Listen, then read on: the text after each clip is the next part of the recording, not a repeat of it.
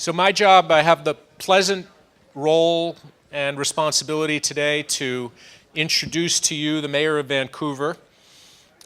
He's done something remarkable with the City of Vancouver, which I think those of you who've traveled to BC and had a chance to see this for yourselves can attest to this. He's managed to integrate a city that was, like a lot of others in North America, the classic siloed city. The transit folks didn't talk well to the energy folks, didn't talk well to the building folks, and none of them were talking to the service providers who provided the wired and wireless network infrastructure that makes everything go round and round. And the mayor set some goals that he'll tell you about and hammered away at those and got alignment, which is extremely difficult. Now, it wasn't uncontentious, it wasn't easy, but it required the kind of leadership that we've talked about. And we thought at the end of a long day, we've been talking about leadership. We've been talking about leadership to inform the public sector and leadership from enterprises to partner with the public sector, leadership from technologists, leadership from policymakers. And we thought, what better way to help us begin the process of closing our first day than to hear from a leader here in North America who's really done something remarkable with his city, and frankly, it's a work in progress. There's a lot more that the mayor has in mind, and he's here to tell you about it himself. Thank you, Mayor Gregor Robertson. Appreciate it. Thanks so much. Good afternoon, everyone. It's great to be joining you, and I'm going to spend some time talking about the City of Vancouver and our date with destiny. And I want to hopefully have some time to have some questions and some dialogue. I'll just kind of open up a big piece of work that we've been doing over the last couple of years. And as a city that I think many years ago people thought the city is a city of destiny. I don't know that they quite knew what that would turn into. It was a small city on the west coast of Canada, very well positioned, strategically positioned, but it remained a very small city, attracting people from all over the world, from Europe and Asia, and as over the years quite equally to become a very balanced multicultural society. And I think far beyond what anyone would have imagined some generations ago. But there is some real generational commitment. This is where we live. And we are, up in the top left corner there on the west coast of Canada, the warmest spot in Canada, a local brewery that whose great drinks I enjoy used to say in Vancouver, think global, act local. Think global, drink local. And cities are all about action. We are the most entrepreneurial level of government, and it is really about the action, but we cannot lose the context of the world that we live in. And we have to apply that every day on the ground in our cities. So this is the region of Metro Vancouver. We are now probably pushing closer to 2.5 million. The slide's a little out of date. Big area that we live in. There is a lot of agricultural land as well. And we are constrained, significantly constrained by the land base because the mountains are to our north. The ocean basically surrounds us to the west. And to the south is the U.S. border. So we don't have much room to grow in terms of geography and land base, and lots of people moving into our city. So the growth is relentless for many, many years now. The core city, the City of Vancouver, we have about 600,000+ people now. An important piece here is related to the core city. About 50% of people, we crossed the mark, 50% of people do not speak English as their first language. So the multiculturalism is starting to rival London and Toronto and the great cities of the world that are a real melting pot of languages and cultures. And we are about 50% Asian, 50% European, roughly, with some other small populations mixed in as well. Something that might surprise a lot of people about Vancouver. You look on these facts here, the one that does jump out is related to low income. 29% of people are low incomes, and over half of the city rents, which is something you expect in a city in Manhattan, in a city like New York. Many North American cities don't have numbers anywhere near like that, rental, because property ownership has been a much bigger piece. Again, it speaks to the limited land base and the way that the city has developed. Very dense downtown. So this city has made incredible progress over the years, and in recent years we end up on these top 5 lists of some, very rigorous metrics that go into some of these, some not. For example, Gastown was chosen the 4th most stylish neighborhood in the world yesterday. I don't know what the metrics for that are, but I don't think I was contributing to that.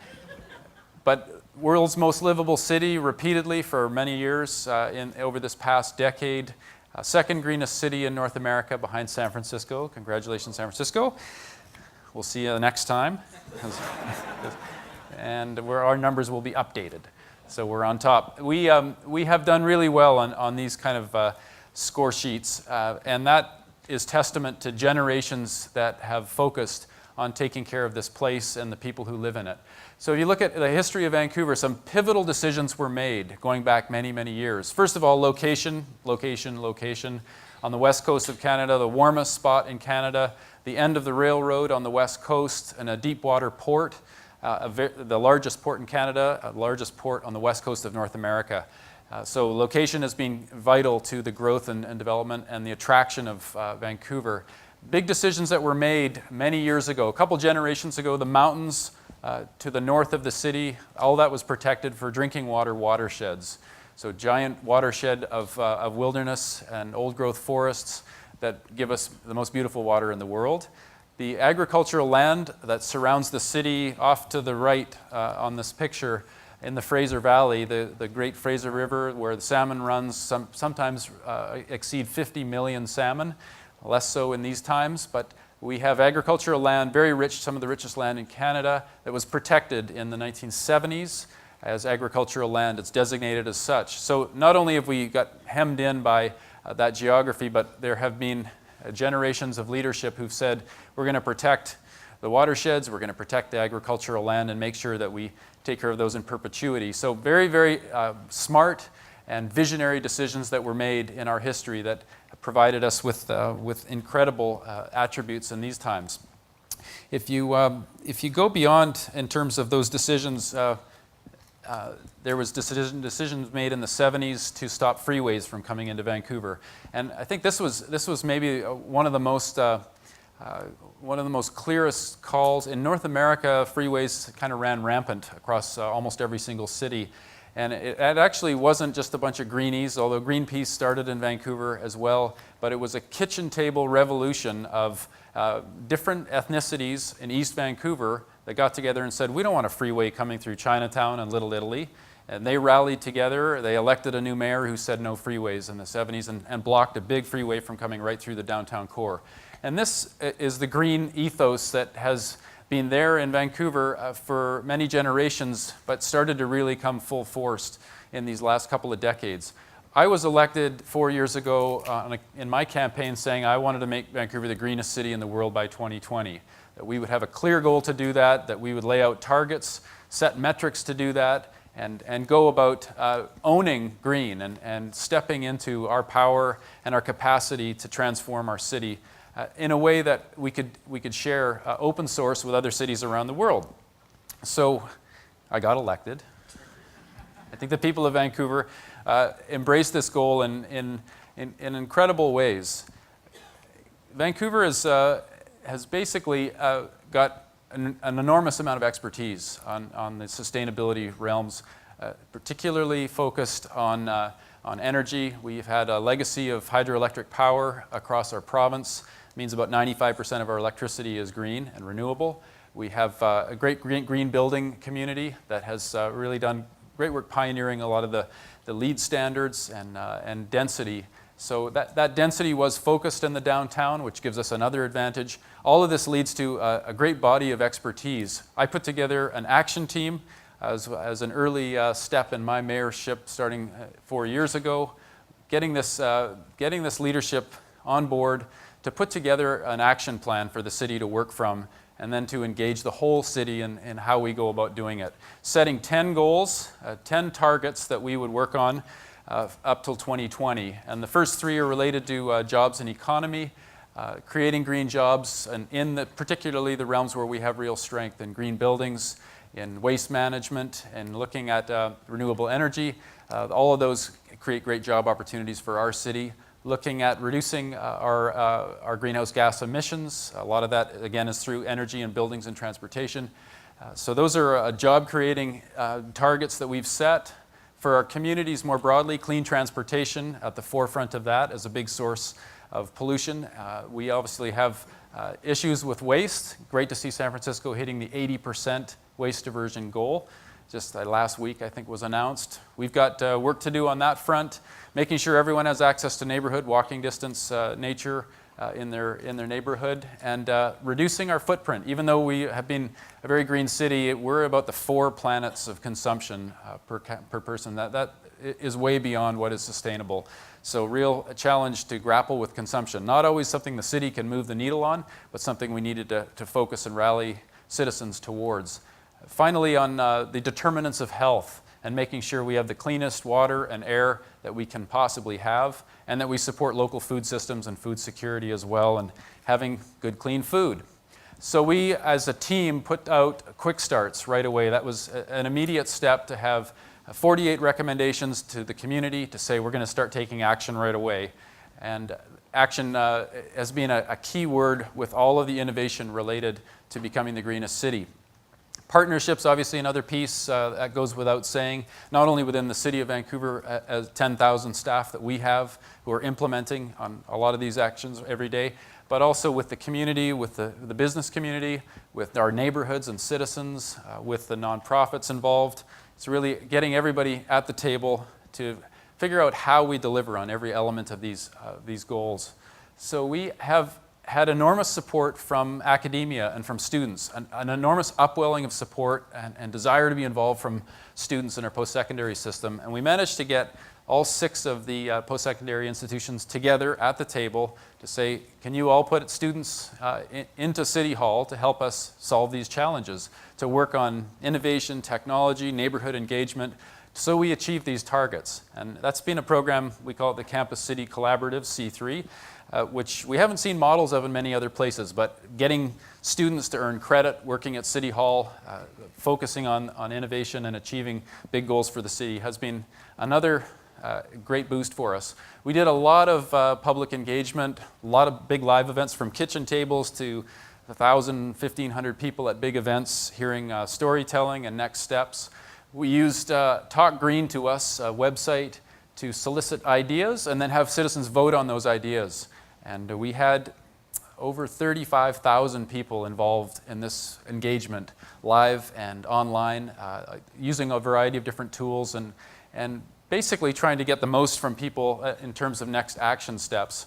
And action was really the key piece, as I said, immediately moving to action steps. Bike lanes became a big political piece and hot potato for me in my first couple of years, putting separated bike lane network through the downtown, across iconic Burrard Bridge, and making sure that there was a safe way for people 8 to 80 to ride their bikes through our downtown, which is not a typical thing in North America. It's becoming increasingly so. We're seeing big cities around the world embrace bicycles, citizens basically driving the demand for this. And that has continued, as we'll see shortly. Composting is a big popular issue as well. Who'd have thunk? I used to make compost in my entrepreneur days as a farmer and a food processor, and now I seem to be in the compost business at a whole nother scale. And we have a huge appetite for people, particularly what's emerged as people in apartment buildings, condos, really don't like to throw their food in the garbage. And that's a piece very difficult for us to grapple with, but we're working hard on that and making sure people have the option. And whether that's at farmers markets dropping it off or through the system now, through private haulers and the city's hauling, that's what's happening now. So green buildings, big piece. We have the greenest building code in North America that we brought in over these last couple of years. We built the Athletes Village, the Olympic Village in Vancouver is the greenest neighborhood in the world at the time. I hope someone's passed that now. It's been a couple years. And the speed of innovation with green buildings is blinding. So we've really focused on pushing and working in a partnership, but being aggressive with the development community, saying we have to have more energy efficient buildings. And we will come to the table with neighborhood district energy.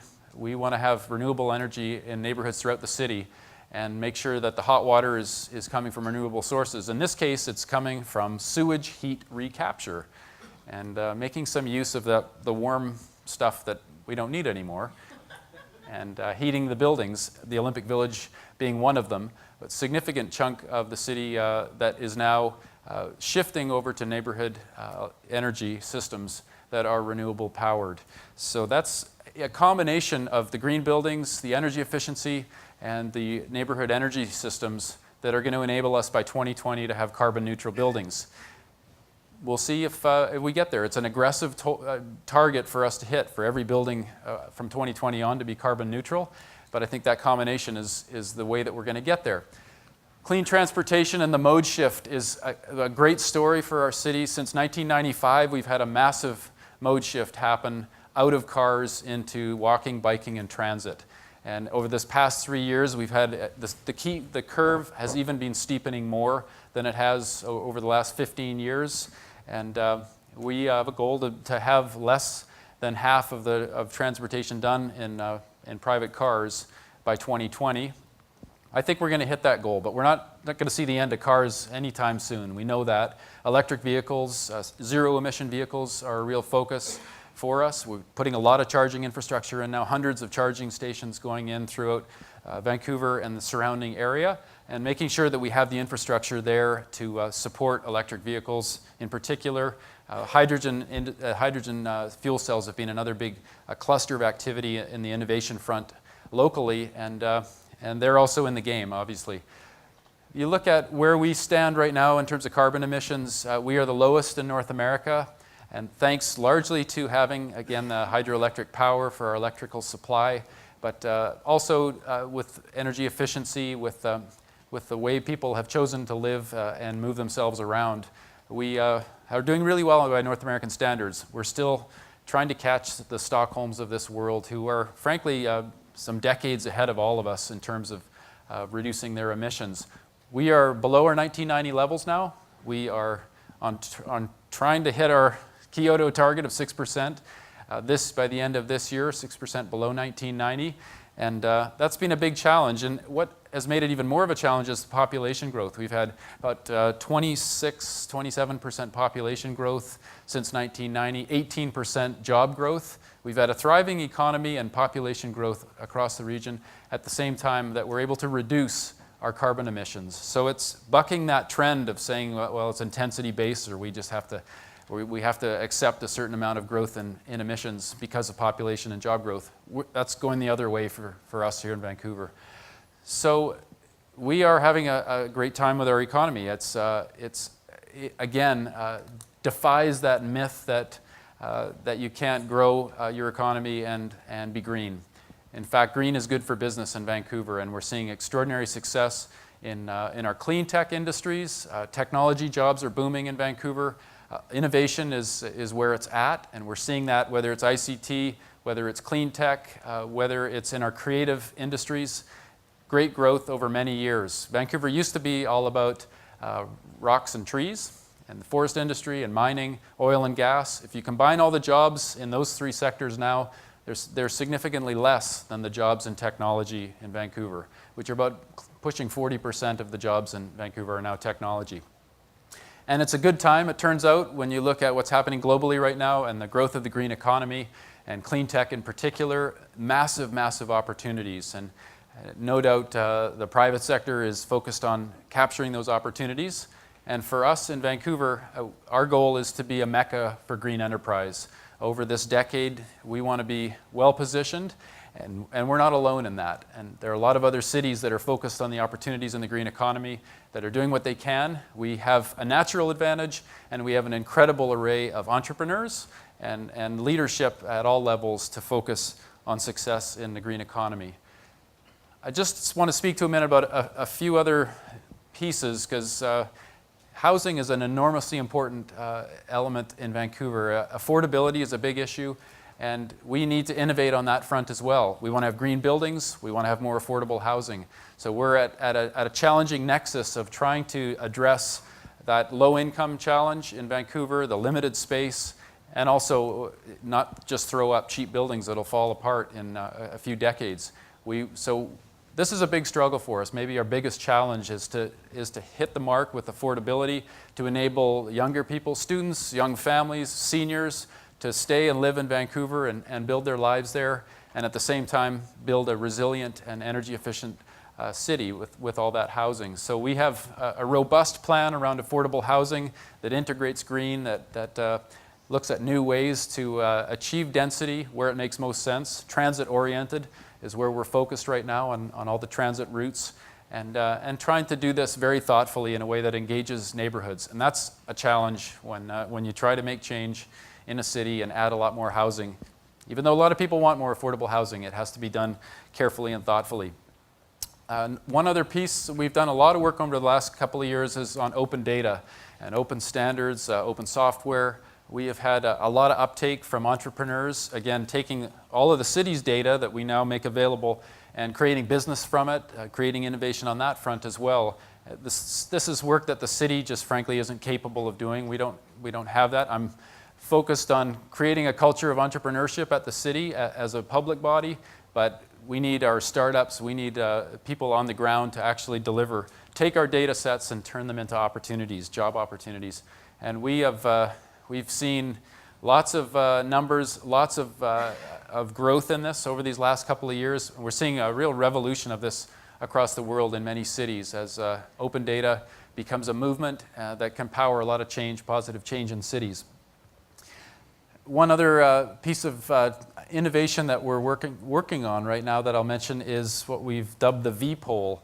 And the V-pole is a street light, LED energy efficient street light, has communications technology and infrastructure built into it so that there's Wi-Fi and cellular coverage throughout the city, and then also has electric vehicle charging on the ground level, parking services possibly, community bulletin boards as well. It's integrating all of these technologies and really importantly, driven by the necessity to have more bandwidth, to have more capacity in our communications network.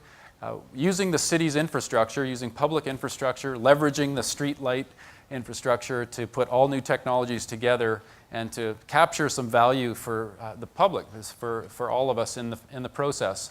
Hopefully we get the best of all worlds. It's work in progress. We have a couple of pilot projects that are being built right now that have several elements. They have electric vehicle charging and cell coverage in a part of the city that didn't have great cell coverage.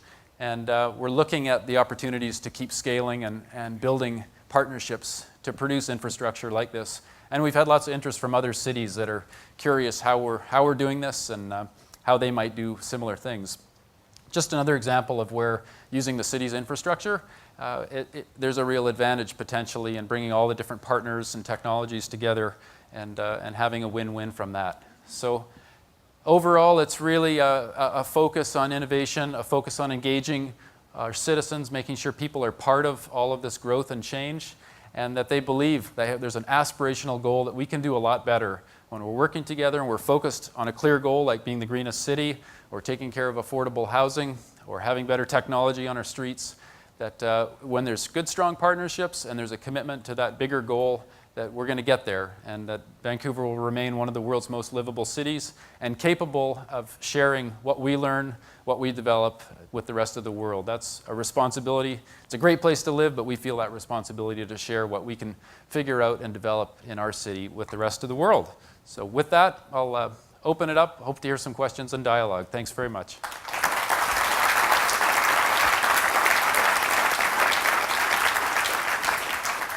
We've got 8 minutes for the mayor to answer your questions. Yes, Uwe. Just tell us your name and organization. Hello, Mayor. Uwe Brandes from the Urban Land Institute.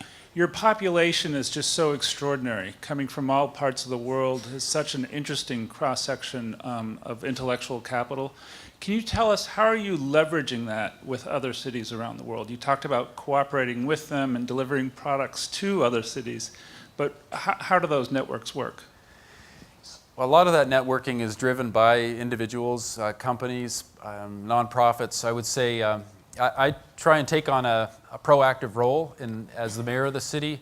I travel a fair bit. I try to show up where I think there's opportunity for Vancouver to partner, different parts of the world. We have been quite focused on Asia as the North American gateway to the Asia Pacific. We've had a real focus, obviously many generations of connections with China, and a lot of immigration continuing from China to this day. So that's a strong connection that we feel a need to be on top of. I was in London for the London Olympics. We had a whole business team that went over for that as well. Partly, we hosted the Olympics in 2010 and did a lot of information sharing with London. Partly, it was to start building business connections to London, to the UK and the EU, which haven't been a big thing coming from the west coast of Canada. But it is about doing that outreach, and it's trying to put this information forward in an open source way and make it available to other cities and other citizens who might be interested in taking on elements of this. We do a lot of studying and looking at best practices in other cities. Cities are great at stealing ideas from each other, and at the same time, trying to figure out what might apply best in your city is part of the challenge with it. Because every city is unique, and applying those ideas can be tricky at times. Another question for the mayor, maybe the last. Yes, sir.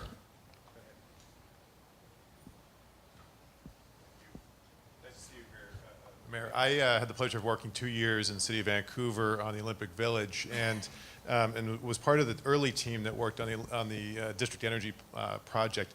And you talked a lot about your partnerships and the need to be creative and entrepreneurial. Can you talk a little bit about the city's energy strategy? Because cities typically haven't been in the business of leading energy policy. And when I was with the city, we were learning as a group of senior officials and policymakers how we're going to do the Olympic Village energy plant and how it's going to translate to the rest of the city. Can you talk a little bit about your energy strategy going forward? Right. We just actually approved the next steps in terms of neighborhood energy utilities around Vancouver. We have the one by the Olympic Village that's been a good success. It's had its trials and tribulations, as you'd expect, but we have several others that we are hoping to see transform in our whole downtown. This whole downtown peninsula right now has a steam pipe system through all of the towers that heat the towers that is powered by natural gas boiler right now. It's the biggest emitter in the city, and we're